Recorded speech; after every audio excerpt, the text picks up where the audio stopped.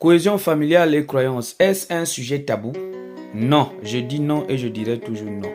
Je sais, de nos jours, peu de gens prennent la parole pour dénoncer les déboires qu'il y a dans certains milieux religieux.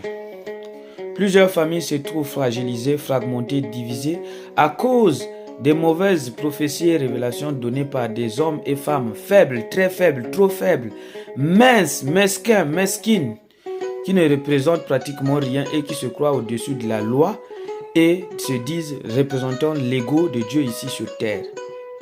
Et qui se permettent quand même de venir diviser la première institution divine que Dieu a établie. Vous savez, vous pouvez tout choisir, vos amis, votre entourage, vos vêtements, tout ce que vous voulez, l'endroit là où vous allez vivre, vous voulez vivre, mais jamais votre famille. Que vous soyez riche ou pauvre, c'est Dieu qui choisit dans quelle famille est-ce que vous naîtrez. Donc, vous devrez le savoir. Aucune personne, aucun individu ne peut se permettre de venir diviser l'institution divine établie, qui est donc la famille. Et si vous voulez connaître qui est sorcier dans votre famille, fréquentez ces milieux où ces hommes et femmes font leur sale boulot. Ce sont des hommes faibles. Dès le premier jour, ils vous diront c'est votre oncle qui est responsable de vos échecs. C'est la vieille, le vieux qui est la cause de vos échecs. C'est comme si de nos jours devenir vieux devient synonyme d'être sorcier. Mais vous oubliez, vous et nous sommes jeunes. Nous serons aussi vieux. Et surtout, ce sont les femmes qui se font avoir dans ces milieux.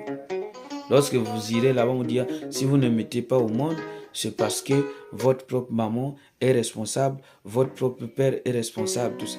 Vous oubliez que ce sont ces parents-là qui ont tout donné. C'est l'oncle qu'on a dit qui est sorcier là, qui a tout fait pour que la famille, pour que peut-être que vous puissiez vous retrouver en ville ou peut-être que vous puissiez finir vos études. C'est pourquoi moi je me suis permis de dénoncer ces milieux. Non. Après, à la fin, le conseil c'est qu'il faudrait toujours donner une offrande. Et vous êtes aveuglés.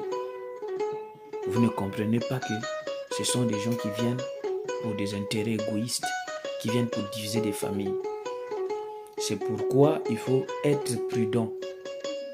Il faut être prudent dans la vie. Essayons un peu de comparer la génération actuelle et la génération de nos parents. Vous verrez qu'aujourd'hui, il y a tellement des églises et plus il y a des églises, plus il y a des mots qui nuisent à la société.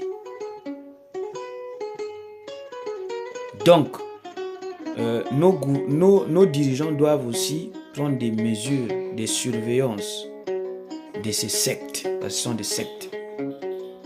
C'était votre humble serviteur Souviens Kinziala alias Mpungutu Lendo, Sakatum Kinsin Kalobot Yakemba Kambongi, matricule 01, Nkinba Kout le conseiller. On est ensemble.